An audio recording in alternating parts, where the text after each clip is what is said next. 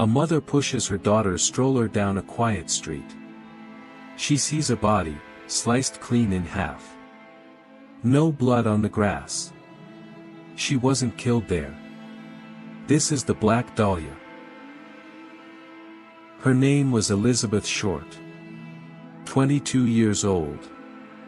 Jet black hair, pale skin, a taste for dark clothes that would later earn her a nickname the whole world would remember. She came to Los Angeles chasing something a lot of young women chased in the 1940s, the movies.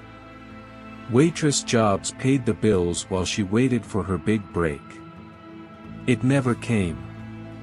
What came instead was January 9, 1947, the last day anyone would ever see her alive, stepping out of a car outside the Biltmore Hotel in downtown LA. For 5 days, nobody knew where she was. Then, on the morning of January 15th, a woman named Betty Berzinger was walking her daughter through a quiet neighborhood in Leimert Park. Something in the weeds near the sidewalk caught her eye. At first, she thought it was a broken mannequin. It wasn't. It was Elizabeth. Her body had been severed at the waist. Deep cuts had been carved into both corners of her mouth, stretching it into something that looked almost like a smile.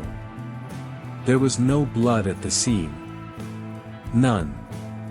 Which told police one horrifying thing immediately: she hadn't died there. She'd been killed somewhere else entirely, and brought here, deliberately, to be found. The autopsy confirmed it was worse than anyone imagined. Elizabeth had been beaten, likely tortured, and possibly assaulted before she died.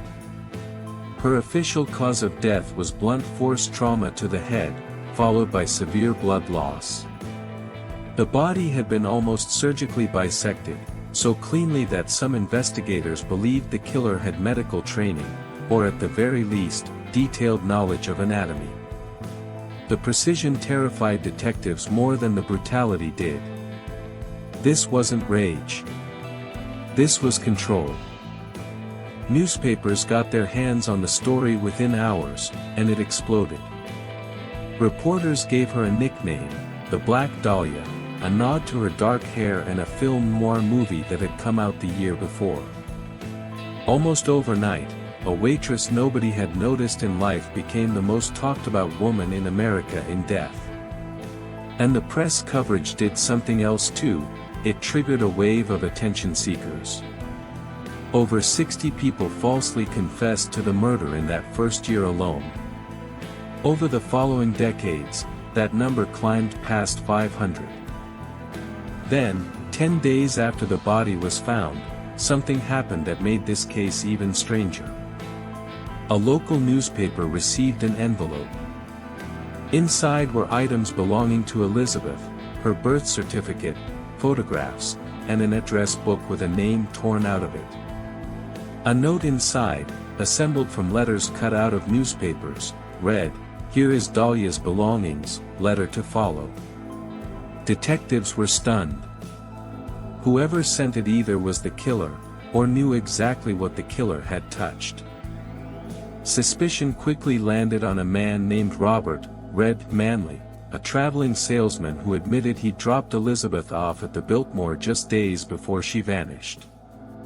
He was arrested, questioned for hours, and eventually cleared after passing a polygraph test. He was far from the only name on the list. Nightclub owner Mark Hansen, who knew Short personally, came under scrutiny. So did Leslie Dillon, a former mortician's assistant who unsettled detectives by describing crime scene details that had never been released to the public. But the name that has haunted this case the longest belongs to Dr. George Hodel. A wealthy Los Angeles physician with a dark, hedonistic reputation, Hodel was investigated by police at the time, though never charged. Decades later, his own son, a former LAPD homicide detective, spent years independently investigating his father and became convinced George Hodel was the killer, citing surveillance recordings, personal letters, and photographs he believed placed his father at the center of the crime. The LAPD has never confirmed this theory. They've also never been able to fully rule it out. By the summer of 1947, after questioning nearly 200 suspects and following down countless dead-end leads, the investigation stalled completely. No arrest was ever made. No one was ever formally charged. As the years went on, the file didn't close, it just grew heavier, stacked with theories, confessions, and suspects that all led nowhere solid. In the decades since, the Black Dahlia case has become something bigger than a single murder investigation.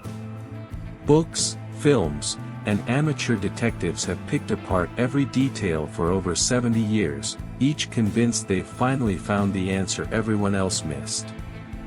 And yet, officially, in the eyes of the Los Angeles Police Department, this case remains exactly what it was the day Betty Berzinger found that body in the weeds, open and unsolved. Elizabeth Short came to Los Angeles hoping to become unforgettable. She got her wish, just not the way she wanted. More than 75 years later, people still whisper her name, still argue about who killed her, still stare at that photograph of a smiling young woman with dark hair, never knowing that somewhere out there, whoever did this to her got away with it completely. And maybe always will.